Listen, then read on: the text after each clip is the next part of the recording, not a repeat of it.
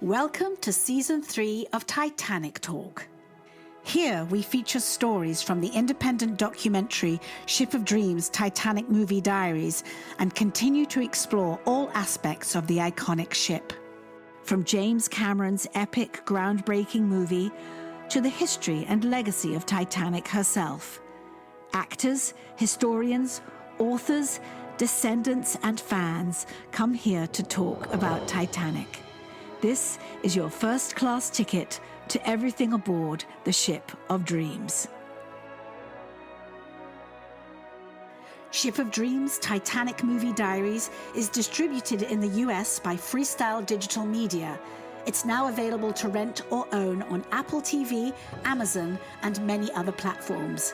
Please be sure to like and leave a review. Time flies when you are having fun, and Alexandra Boyd and I have a lot of fun when we do Titanic Talk. So welcome everyone to the season finale of the third season of Titanic Talk, where we're going to go through some of our highlights of this season. How does that sound, Alexandra? It sounds great. And I also, just for the record, I went back to our Buzzsprout platform where I post everything, and then it goes out to Apple Podcasts and Spotify and all of those places. Since April 2023, when we began this masquerade, 25,000 downloads. That's not, and is that just on Buzzsprout, or is that? Yes, and then there'll be more. So that doesn't even count. I don't use Buzzsprout, so I don't even that none of those downloads were from me. So people either are listening on the Ship of Dreams film.com website. You can listen there. You can go to YouTube and watch us there. That's what I like. I like the visual. Yeah. And then in order to they don't do it very well. In order to gather all of the platforms, I had to go into the backstage of all of them. And so at least 25,000 downloads. And the beauty, as we've talked about before, the beauty of doing a podcast is that it's not one and done and it's out there in the ether. It's like the archive will be. So if you're listening to us for the first time, where have you been? Living under a rock or under an iceberg? If you're listening to us for the very first time, you can go all the way back and listen to from James Cameron's film, to explorers, to authors, including your good self, and all sorts of people, collectors and fans, and people who just have a very close association with Titanic, as do we. I'm constantly turning new people onto it. And I spoke to a gentleman this morning who's got a podcast about life on a cruise ship. And he just talks to people who have worked in the cruise industry. And he wanted to talk to me because I'm increasingly doing more of that. And he wasn't aware he had no idea of my Titanic connection. I was like, well, then how did you find me? And he was so excited to tune in and start the process of listening to our episodes. And I also said to a publicist friend of mine who's like me, old school, and appreciates television and radio. And like, oh, if you want to promote something, you got to get on a television show. And I was like, you get on a television show, if you're lucky, they'll post it on their website, and that's it. That's the bang for the buck that you get. Whereas if you do a podcast, and you may think the audience is not huge, but the fact is, as you just so eloquently said, it's there forever and it lives indefinitely. Yes, and like a good book, Nelson, you can go back and re-listen or reread it. One thing I would like to guide people to do is to go back to one of our very early episodes and listen to Judy Prestoninsky and Ellen Mower, because Ellen is actually very ill at the moment. And just listen to those two lovely ladies who are on James Cameron's Titanic as core extras for longer than any of us, and boy, do they have some stories. But dear lovely Ellen, there's a GoFundMe to help her stay at home because she doesn't want to go into care. She wants to stay at home, and I will post a link to her GoFundMe on in the notes here, because She's so lovely. She's so lovely. And it's everybody who really knows the film well. She's the frozen lady with the baby, which is such an iconic image from that moment in the film. And we've just become so close to everybody because of this film and this ship. It feels like family, So she has been like yourself, but she has really been a champion of the Titanic film's legacy. She and Judy probably top the list when it comes in terms of cheerleaders for that film. They're really extraordinary ladies. Well, and at any Titanic event, there's the two of them and Don Lynch, the triumvirate. Sir Don Lynch and Titanic, as I call him. They come as a triplicate because they all three spent so much time together on the set. Anyway, all of our thoughts and prayers, for whatever they're worth, but our thoughts and prayers and a little bit of cash out to Ellen would go a long way. I know, because the numbers add up. Sure. So yeah, shall we get a goon, as they say? Let's review. We printed out a list of this 13 episode season. So we're not tripsodecaphobic. 13 is a lucky number for us. Yes. In the year 13. And I'm looking at the list you brilliantly provided for us. The first episode of the third season was February of this year. So we started off the year with a bang, just in time for the anniversary. But yes. It's because Ship of Dreams Titanic Movie Diaries finally was released on the public on Amazon here in the US. And then subsequently it's been released in the UK and Ireland. So I think we felt we need, with the launch of the film, finally, where everybody can rent or own it on Amazon and many other platforms, it was a good time to kick off season 3 again. Your beautiful, beautiful documentary, which I might point out, if it weren't for your documentary, we wouldn't have the podcast, because the podcast was devised as an arm of the Ship of Dreams Titanic Movie Diaries universe, and has consequently taken on a life of its own, which is beautiful and will live on. And as we always talk about, we've made so many new friends as a result of the podcast, met sometimes in person, sometimes via Zoom, so many great characters and guests and audience, and it's been a remarkable thing. I guess there's something to this podcast thing. Well, the ripple effect has been and keeps going for sure. So then by March you had something to launch and publish and tell us all about. Go ahead, Nelson. You would think I would have a copy here to hold up, but I don't.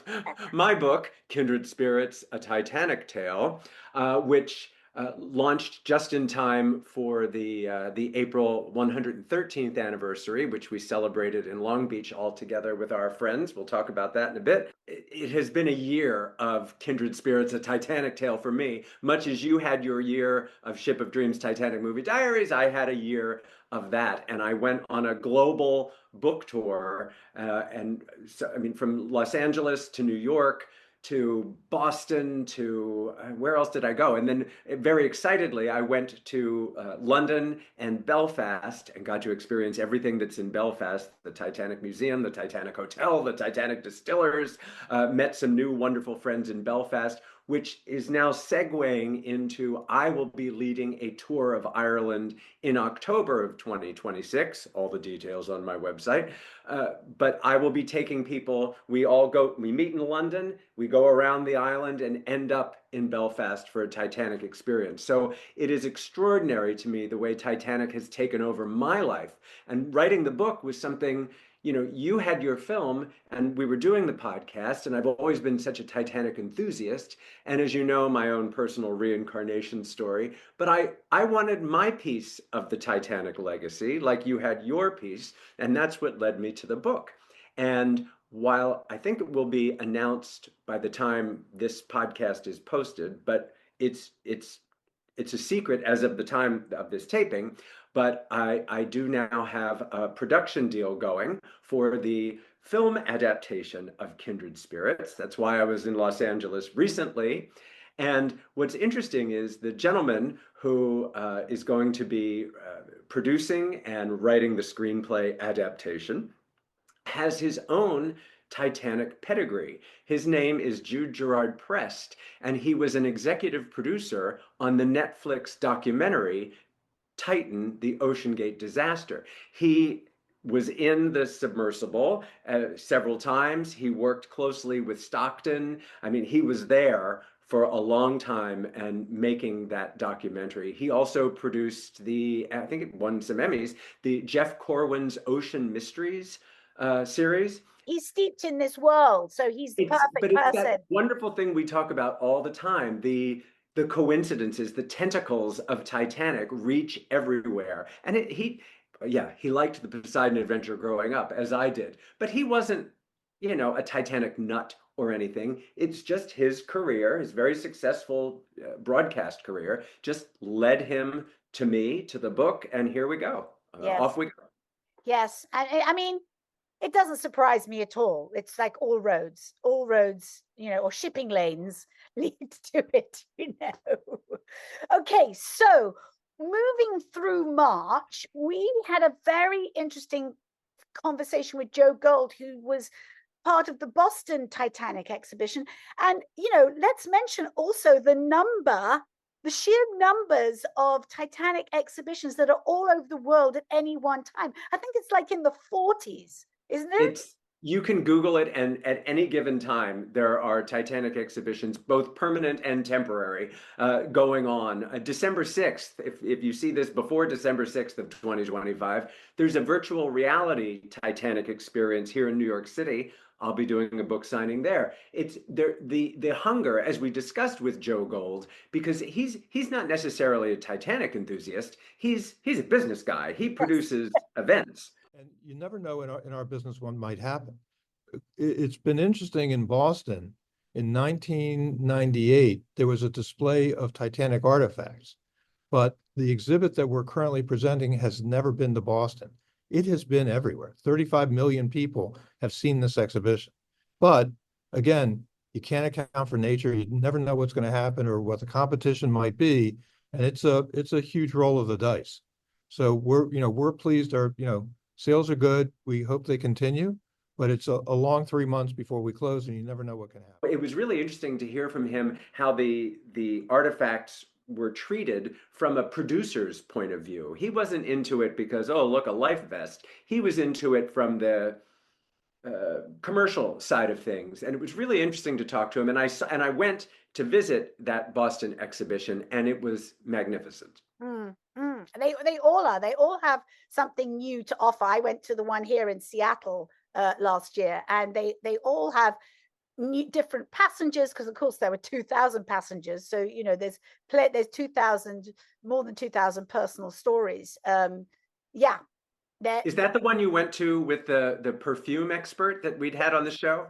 Yes, I did. Yes, with Jen. It was lovely. We had a lovely chat in her perfume shop in Ballard in Seattle, and then we Ubered down to the exhibition. It was lovely. That was a great podcast. That was season 2, I believe. Yeah, but really interesting to talk about the fragrances that were recovered from the site, and to be able to smell them, that they hadn't been inhaled. Those essences hadn't been inhaled in over a century. Dissipated. They had been hermetically sealed in their files and in a leather case. So they were just as fresh as the day they had been put in those little perfume bottles. We learn so much when we do these, and through that podcast with her, the gentleman, his name escapes me now, but the gentleman who was carrying those perfume vials on his way to America, I was so captivated by that story that I used him as a character in Kindred Spirits, because we just sort of collect these people. And I might point out that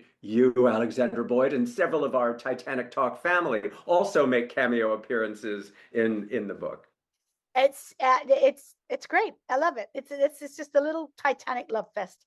But we weren't. How come we weren't mentioned in Stephen Schwenkert's book? I don't know. I really don't know. To be fair, he didn't know us when he was doing his documentary, The Six, and then writing his accompanying book, The Six. Talk about not highbrow, but talk about the depth of research that it took for him to really. The book is not intended to be a companion book to the documentary. It is intended to be a separate work, related, of course, but there are things that you can do in a book that you just can't do on screen, or not without an unlimited checkbook. There are parts of the story that we just couldn't get into in a 100-minute documentary, and doing the book really allowed me to do that.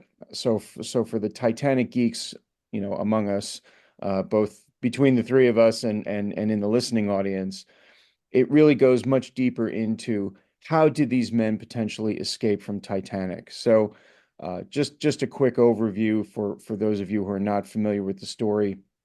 There were 8 Chinese passengers on Titanic.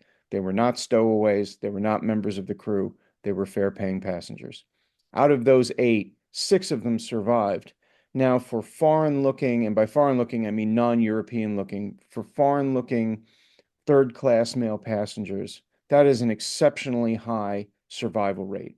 And that was something that grabbed me and grabbed Arthur from the beginning. Detective work at finding the families of the 6 Chinese sailors who survived and have never been spoken about until he found that story. I mean, that's not fair. James Cameron did have an Asian character in Titanic floating on a piece of wood, but it was also too close to Jack and Rose and the piece of paneling and wood. So, but it's there in the deleted scenes, played by Van Ling, who has also been a Titanic Talk guest because he's a VFX guy and sorted out Jim's first computer back in the 80s. Anyway, listen to that podcast. You'll find all the backstory there. But Stephen, his documentary and then his book have really been groundbreaking, would you say? Yeah, and I mean, it's just such a little known facet of the Titanic story. Of course, real Titaniacs know it well now, but in large part thanks to the 6. So if you're not up on your story of the survivors, the 6 Chinese passengers, that's the book for you. Well, it's a book and a film because the book and the film. Yeah. Okay, so where did we go in April? Where should we have been? And that's where we were, on the Queen Mary in Long Beach, California.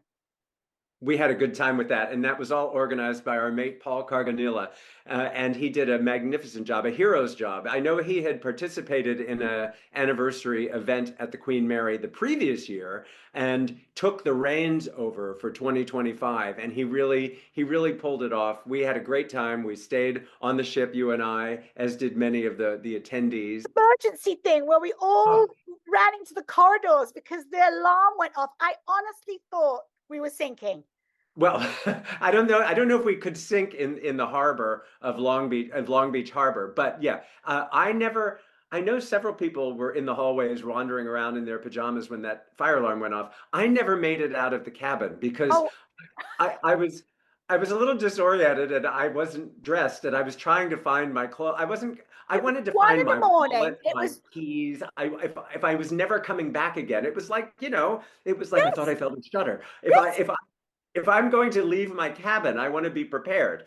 And by the time I grabbed my computer and my Titanic crew jacket. What? Because you could always sell that crew jacket for a couple of nights in a hotel if you had to, abandon ship.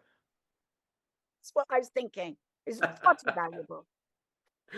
Oh no, that was really good. And then you missed it. You didn't stay the last day. We had a memorial service in the chapel, and it started at 10 a.m.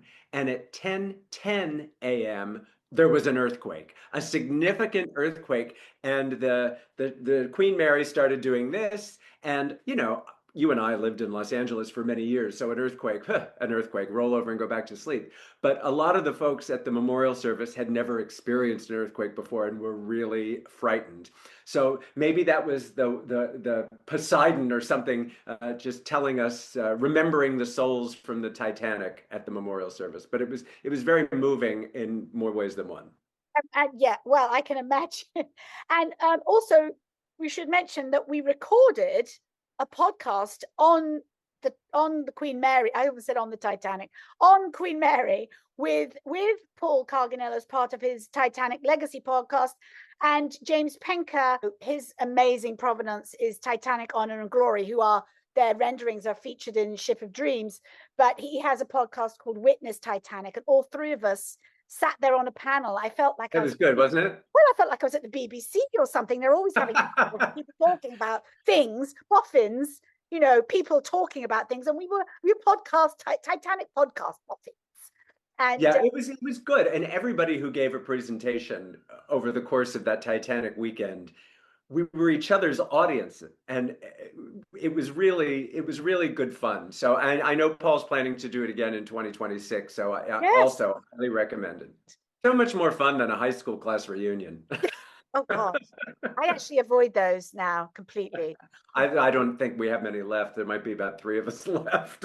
Oh, I was thought you were saying years, but like number of the actual people who are still alive. Well, you know. In May, oh my gosh, we managed to connect with another Titanic actress, Fanny Brett, who famously plays Madame Aubert, the mistress of Benjamin Guggenheim. What, she was a pistol, wasn't she? Get the call. How did it happen? So a month and a half later, my manager calls me. She's hysterical. She was like, "You got it, you got it, you got it." I'm like, "What are you talking about?"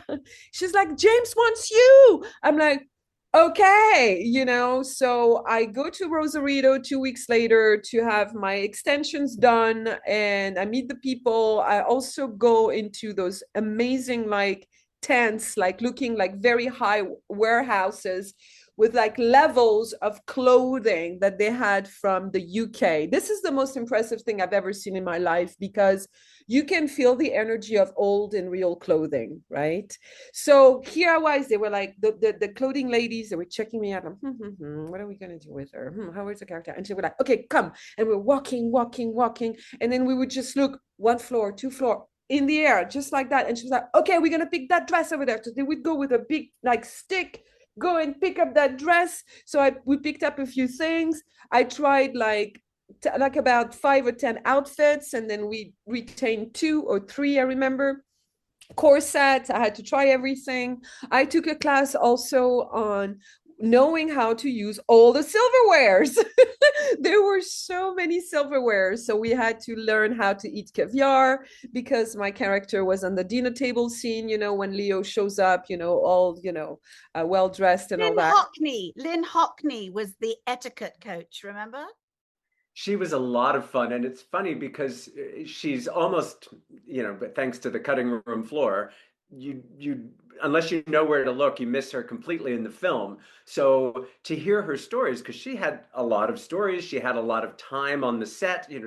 She was an important character Yes. for the overall story. So it was really good fun to talk to her. She's a pistol. Yes, well, and a real character as well, a real person like Guggenheim. Yes. So, you know, again, if you know the story of him coming across the Atlantic with his mistress, and didn't his wife show up at the dock in New York going, "Where's my husband?" And they're like, "Oh, you're his, who are you?" She's like, "I'm his wife." Isn't that his wife? Wasn't there one of those awful sort of moments? Anyway, yeah, I'm sure there's research that can be done for the full story on that one.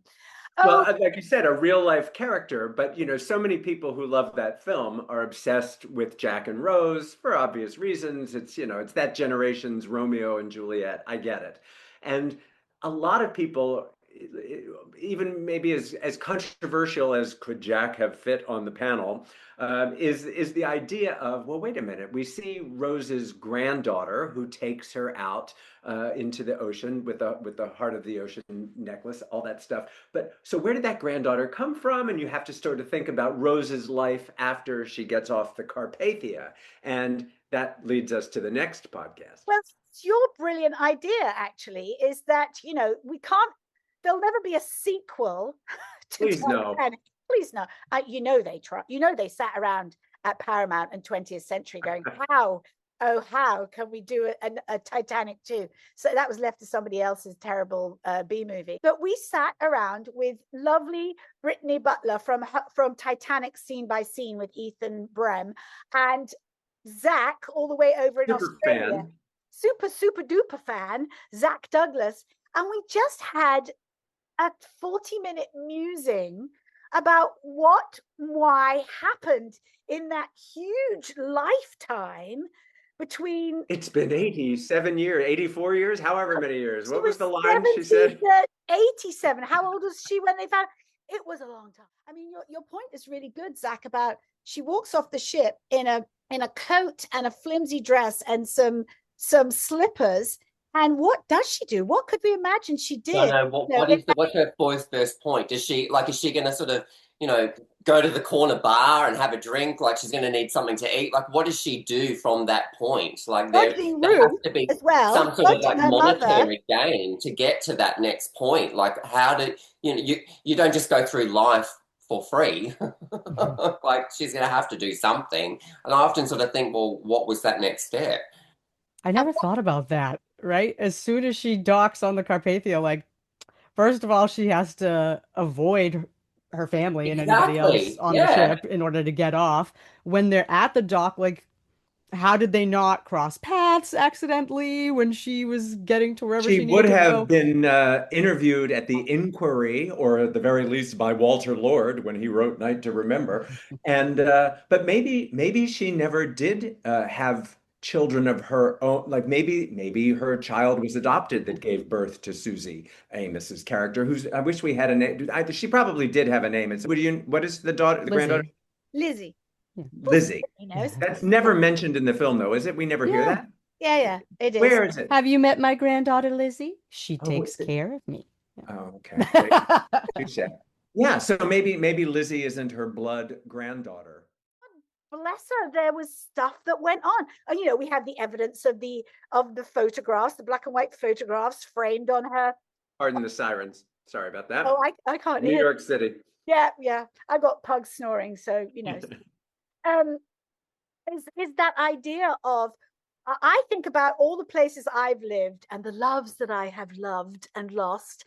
That's like about 5. So imagine if it's 1912 and now it's the Roaring Twenties and it's Hollywood and it's all of those, and then a life of family and a lovely husband, we're assuming, who was her granddaughter's grandfather, and then her mum and dad. What? We had fun filling in the blanks. Yeah, well, that's the beauty of fan fiction. And there's tons of Titanic fan fiction out there. And if somebody hasn't written it yet, imagining Rose's in-between years would be a great place to start. Yes. And always the joke of like, there she goes back to a guy that she spent like 48 hours with, and her poor husband is there with some dead pieces. Yeah, he was the real hero of the story. Chopped liver. Yeah. Anyway, you'll hear our full in-depth musings on that particular more light-hearted look at the what might have happened story. Now, one of my favorite episodes of the season was from July. Was it July? Yeah, July. With our mate that we met at the Titanic weekend in April, Clinton Benelli, who has become such a sweetheart, such a friend. He's come to my cabaret show. He's come to my book signings. He came on the podcast, and he's a mortician. And he was the perfect person to ask about something we all think about. It's not a pleasant thing to think about, but the recovery of the bodies and how they would have been recovered, treated, buried, embalmed, et cetera, et cetera. And when you're a professional mortician and death expert, as Clinton is, it's not a squeamish conversation at all. It's very analytical. It's certainly a necessary, vital industry, and I just thought it was so fascinating. It really was. And even in death, how the classes were separated, right? It also depends on the kind of water. So, we have salt water as opposed to fresh water here, which can bring with it some degree of preservation. And then we have the temperature of the water. So we have, for lack of a better term, bodies, recently deceased bodies who have been floating for several days now by the time the CS Minia, which was the first ship to get out there, got out there. And you have this interesting phenomenon where the core temperatures of these bodies are right around freezing, because as we know, the temperature of the water, certainly in the night of the sinking, was about, I think, 28, 29 degrees Fahrenheit. So a little below freezing, but because of the salt nature, obviously, it's still liquid water that the ship was floating on. But you've got a core temperature that's gone down. So essentially the body's under refrigeration. On the exterior, you almost have like wrinkling perhaps going on at the extremities. So interestingly enough, you can get a situation where you've got preservation by refrigeration going on, but also preservation by a bit of like almost like mummification by this more superficial exposure to the salt water. All of the rich people's bodies were brought back to be given back to their families, and some people just weren't recognizable and were buried at sea. It's fascinating in-depth look at the aftercare of And he's so charming and articulate and fun that he makes it. He's such a teacher. He's such a great guy that it really was a wonderful podcast episode. And I was speaking of that memorial service on the Queen Mary. He extemporaneously got up to say a few words, and he couldn't have planned something more interesting, charming, reverential. He's amazing, and I think you will be seeing Clinton take his act on the road. I think we'll be hearing a lot more from him on this subject. Yes. Fascinating. And then not long after, in August, we had David Scott Bedard, who is the CEO of the British Titanic Society. So they're the OG Titanic Society, I'm assuming. There's many societies. But not only is he the CEO, so he's really connected to the comings and goings and the events that the British Titanic Society hold, but he's also a collector himself. He and his business partner have a vast collection of Titanic artifacts which go on the road. They're in an exhibition right now, I think in Atlanta, I think they are.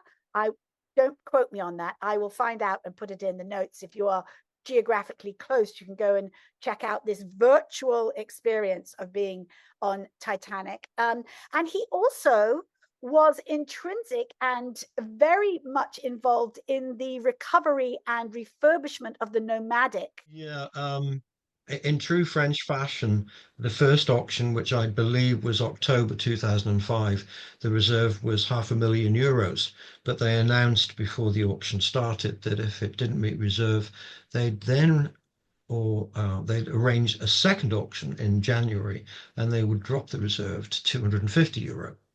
So naturally, nobody bid. So on the 26th of January 2006, Belfast City Council sent one of their representatives to Paris, and they secured Nomadic for €250,001. So Nomadic was brought back to Belfast on a floating barge in the July of that year. By this time, we'd already put together quite a group of people who'd been working on promoting Nomadic to try and raise the funds to buy her and bring her back. But then when we spoke to Alan Shannon, the permanent secretary, realized this wasn't going to be the case. He very graciously said he rang me about 2 or 3 days and said, "Don't worry, David, you won't be disappointed." So then, of course, we found out on the 26th of January that they had secured Nomadic. And when she came back in the July, there were over 30,000 people came to see her at the quayside by the Odyssey.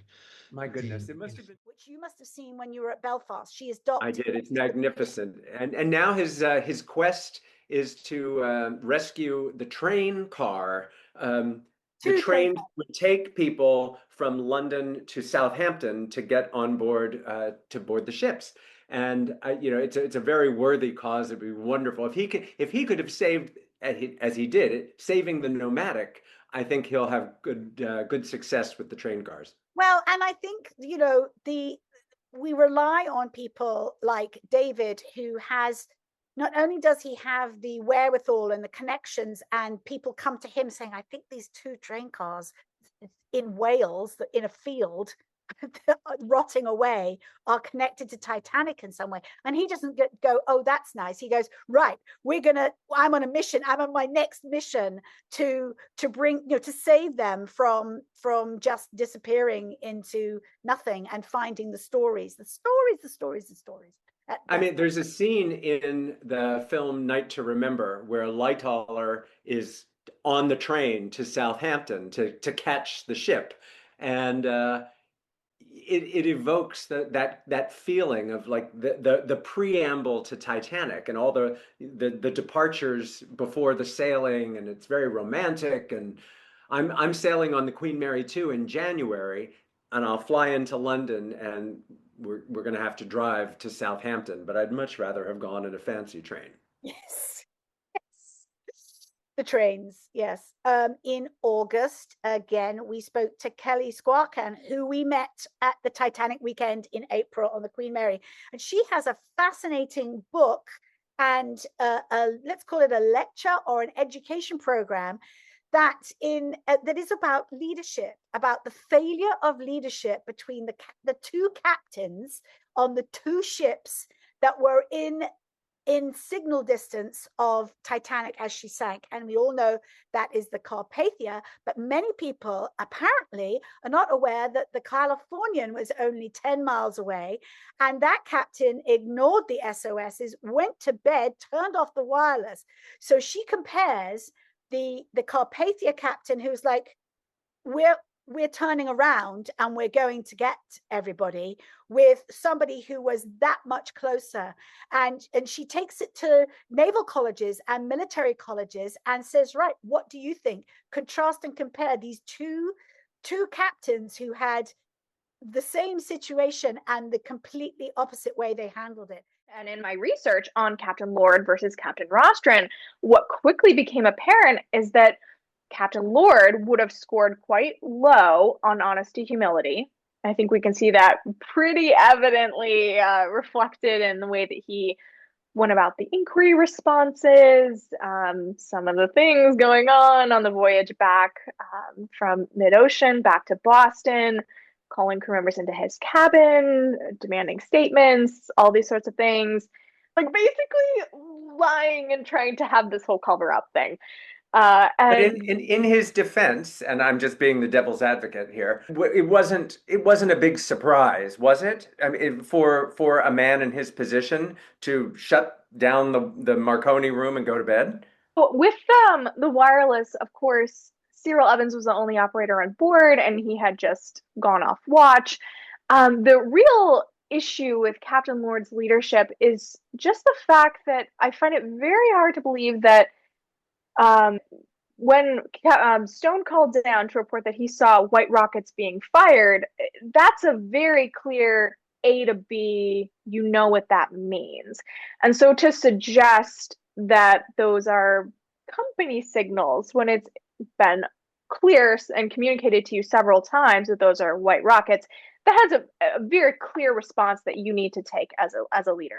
Again, another avenue connected to Titanic that is relevant today. And well, because Titanic, as we've said this before, it's the third most recognizable brand after God and Coca-Cola. Mickey Mouse might be in there somewhere, but to take the story of Titanic and create her own industry of discussing leadership. And she's very successful. She's constantly on the road. You follow her on Instagram. Every week, it seems, she's in a different, in front of a bunch of different young soldiers or cadets, and talking about leadership. And she herself looks like a kid. She's just this gorgeous young woman I told her she needs to be a TV presenter, because with her brain and her beauty and her poise, she could really go far with that, and I think she will. Yes. And ties Titanic as her launching pad, absolutely. And then we were in the UK. This book I actually had handy on my desk. Dan E. Parks. Very good book, The Captain, the Daughter, and the Spy. And everybody knows, of course, about E.J. Smith, the captain of Titanic, but he's a much maligned character many times, and the book explores his culpability, his reputation. It also goes into his surviving daughter, his only child, and her husband, who was a spy. And a lot of people believe that her husband, Captain Smith's, that would have been his son-in-law, was a precursor and actually a role model for the James Bond 007 character. So it's a very interesting read. If you ever get a chance to visit London, go to the British Library and just start exploring, it's incredible what you can discover. And I spent many, many hours there, as well as a lot of other archives online, and did the legwork going to Liverpool, visiting the various houses that he lived in, talking to the residents. You know, for me, I wrote the book for the Titanic nerd inside of me. So it's, in a way, I've tried not to be biased. I've tried to lay out all the information. So there's negative information about Captain Smith. You know, I don't paint him as a hero at all. You know, there's some quite negative moments during his life that I've not whitewashed. But by the same token, I've also shown the other side, which is very rarely spoken about, which is the fact that he was considered a very competent captain. You know, people seem to focus on some of the negatives, you know, like the Olympic Hawk collision, for example, and without actually knowing the details of that. So hopefully the book kind of illuminates people with what really happened, but also in an unbiased way, so they can make their own conclusions. You know, for me, he's not a hero, he's not a villain, he's human. And we also got to talk a little bit about inherited trauma, you know, the effect they had to the family, her mum, and she had to leave Southampton where they lived because they were just vilified, a little bit like Ismay, I think. Like somehow or the captain of the Californian. I mean, yeah, as I understand it, backtracking to that, yes, he's the villain of the piece because he turned off his radio and went to bed. But how, as I understand it, that was not illegal or unheard of to do when you're parked in an ice field. Yes, and you know, the laws get changed when disasters happen. But you know, those people, he and Ismay, were actually present at the disaster, but the shakedown to the families, like somehow because they were so closely connected to Captain Smith, they were somehow also responsible. So I think she, in her later life, his daughter did, you know, do a lot to obviously to explain the situation, but became quite quite a prominent character or mover and shaker in the Titanic world. She didn't abandon it. Yeah, she participated in the film versions of Titanic, the Barbara Stanwyck version, and she didn't like that one. And Night to Remember, she thought more of that one. But you make an interesting point about the legacy of these Titanic figures. And we had talked about Ida and Isidore Straus, whose pocket watch just recently sold for a record-breaking $2.3 million at auction. I think that's the most expensive Titanic memorabilia yet in auction. But we had discussed previously about how Ida and Isidore, after their deaths aboard Titanic, 10 days later, their children sold their house here in New York. And I've always perceived that as those ungrateful children. What a cold, cold family that must have been, that they would so quickly sell the family estate. Well, I was wrong. I recently met our friend Dr. Michael Martin from the Titanic Trail in Cove, Ireland. He came to town and we met at Straus Park here in New York City before we went out for dinner.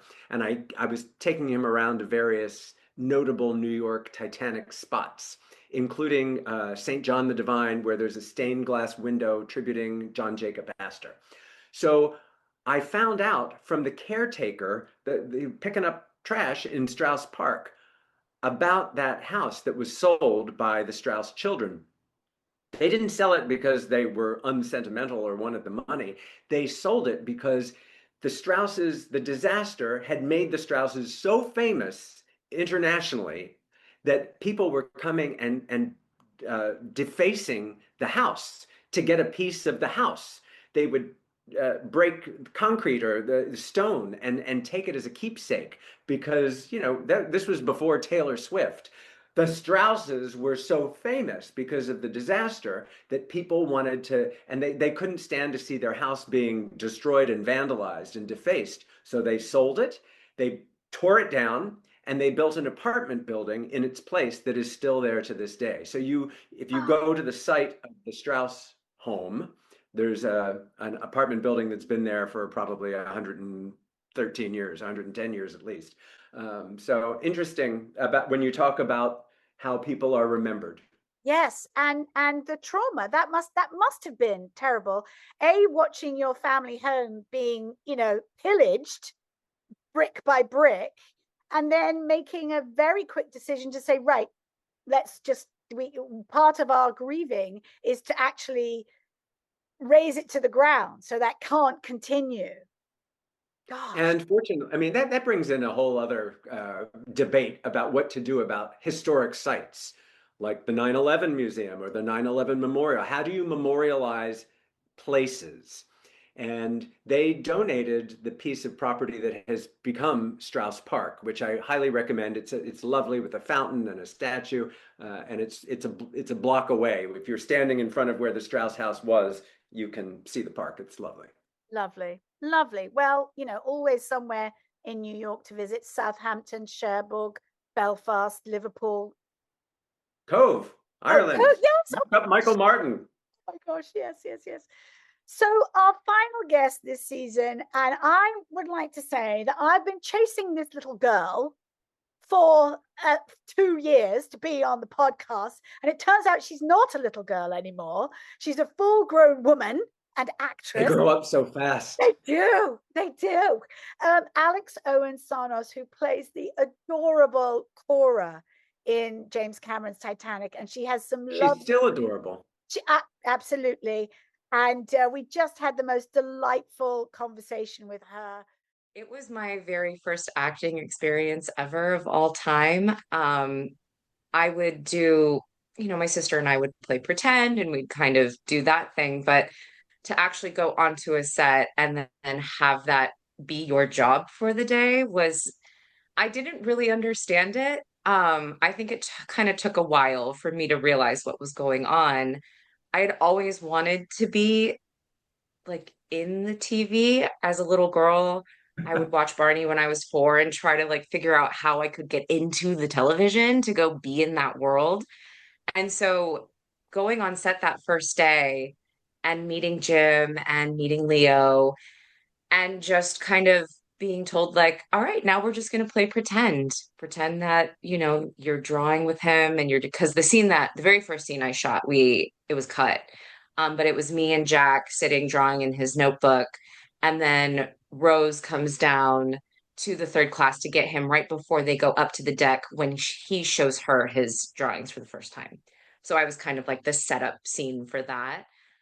To be that little girl with that little face and that she does when he goes, "You're still my best girl, Cora. I'm gonna," it's just like a little chill. And I just think that what a lovely way to round out season 3, to come back to the film and back to all of that, the drama and the romance of the movies, which is so important to me. It's so, it was lovely. It was a lovely way to finish season 3. And here we are, Nelson, 2.5 years after we started.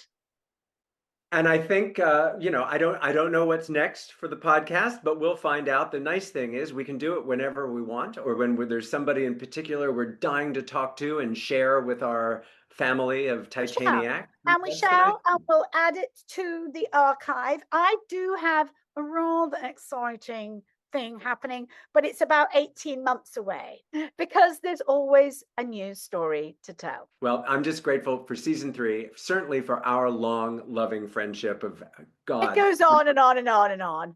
Lucky us. You are a blessing to me. How appropriate that we're in the Thanksgiving time season of the year for me to have. I never need an excuse, but it's a good one to tell you how grateful I am for our friendship. Oh, likewise, Nelson, likewise. And across this mighty continent, you're on the East Coast, I'm on the West Coast, and we're still able to connect. We couldn't do that in 1989, 90 when we first met. You had to to go to a landline and pick up a telephone. Well, that's how I got Dr. Ballard on the phone. I remember the curly cord, and I'm like on the phone. At least we had push button dial, so it wasn't so long ago that I had to dial like that. Didn't know which way the dial went. All right, Nelson. Well, until the next time, that's all I can say. Goodbye. A bientôt. Since we recorded this episode, very sadly, Ellen Moa O'Brien has passed away. She died peacefully on Thanksgiving Day. Her family still have a GoFundMe page, the link for which is in the notes here. So if you would like to support her, I know there's many people in the Titanic community who would like to give something still, and any little amount will really help them with the ongoing costs that incur when somebody passes away.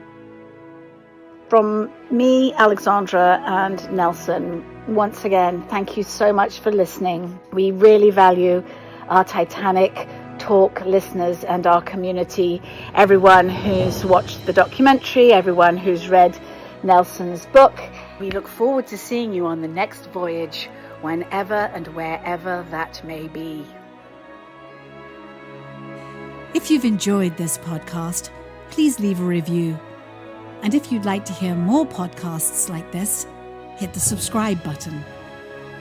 For information on where you can see Ship of Dreams, Titanic Movie Diaries, go to shipofdreamsfilm.com. Titanic Talk is a production of Ship of Dreams Film Limited.